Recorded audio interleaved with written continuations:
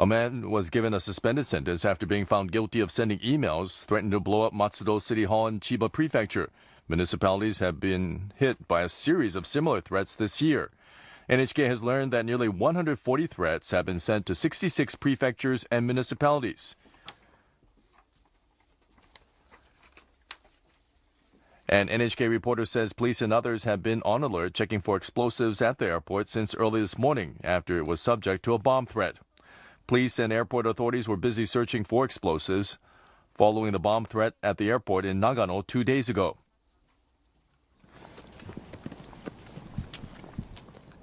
This passenger says it's frightening. Another says he feels threatened. This email had been sent to the Nagano prefectural office.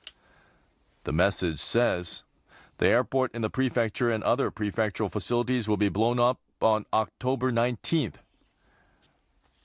Are you afraid? You'd better flee quickly. That shouldn't be too hard.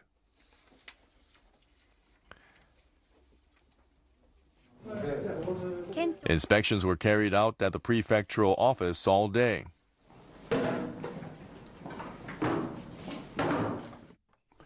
A Nagano prefectural official says the threats are intended to frighten people and cannot be tolerated.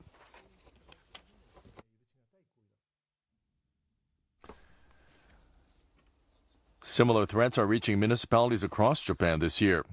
NHK questioned 121 municipalities, including prefectures and large cities.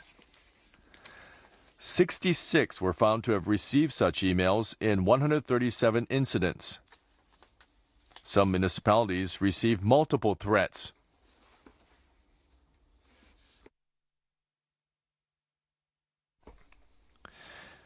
The emails have something in common.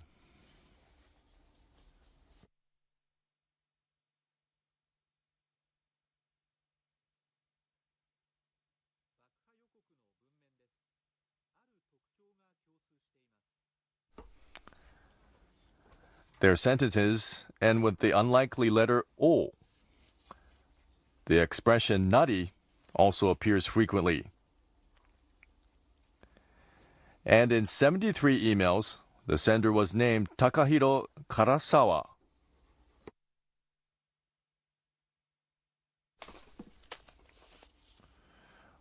Our reporters searched for anyone named Takahiro Karasawa.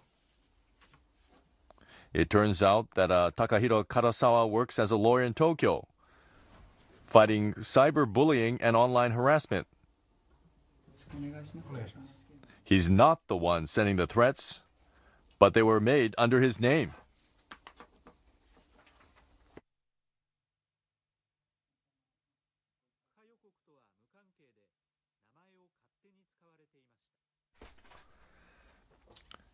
Karasawa says he can only conclude that someone is trying to interfere with his legal work. He says he just can't condone that kind of thing.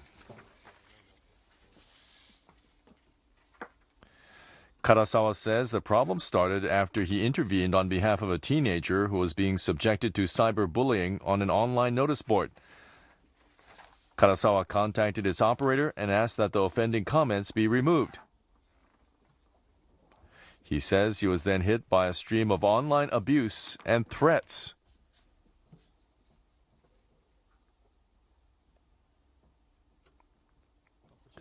Karasawa says, this is an example of the kind of messages he was getting. It's a death threat.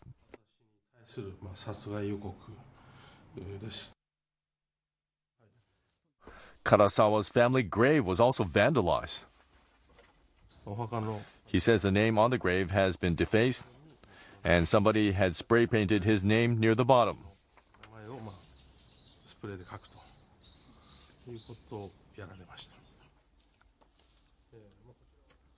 Karasawa then found that the bomb threats were being sent under his name.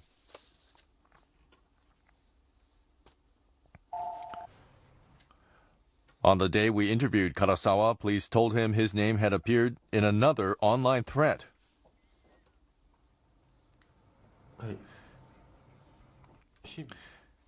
Karasawa says that often nothing out of the ordinary happens, and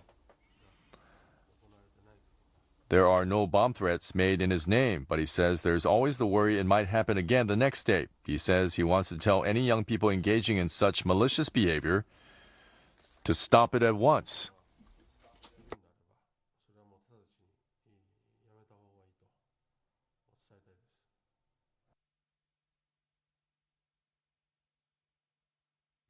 Several people are believed to be making bomb threats under Kanazawa's name. Defendant Ryota Ando is one of them. A court today found him guilty of making a bomb threat against a local government and gave him a suspended sentence.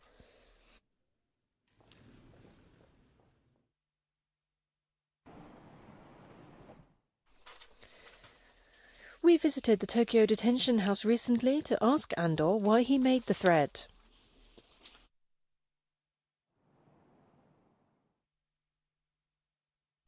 He said he regrets what he did and gave us a letter. He writes that he saw the lawyer as a toy on the internet and that he was having fun playing with the toy. He says it's an easy way to evoke a great response. We also asked about bomb threats that are still being issued. He writes that he never thought so many copycat offenders would emerge.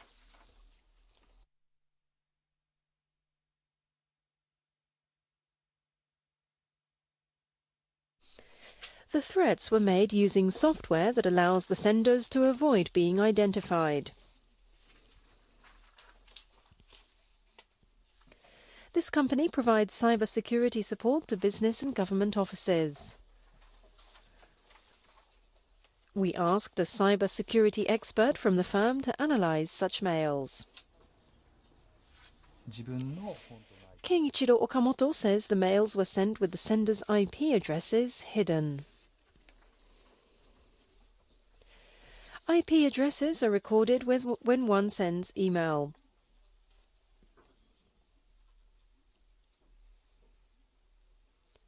By tracking IP addresses, the computers used to send the mails can be identified.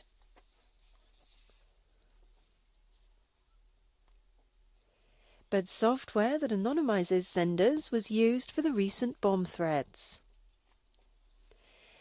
The software allows senders to access the so-called dark web, where IP addresses change frequently, making senders anonymous.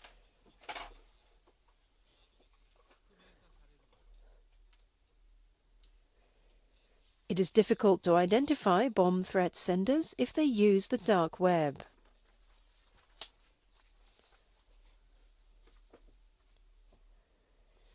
Of the bomb threat emails sent this year, at least 28 were sent via the dark web. Okamoto says the dark web can be used to sell illegal drugs or personal data, making it a hotbed for crime.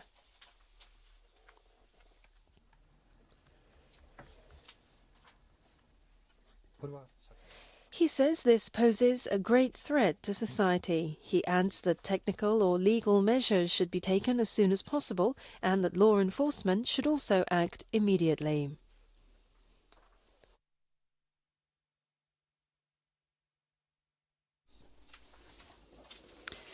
It was back in summer this year in Nagasaki where a planned session to present the Hibakusha atomic survivor experience to primary students was cancelled after a bomb threat.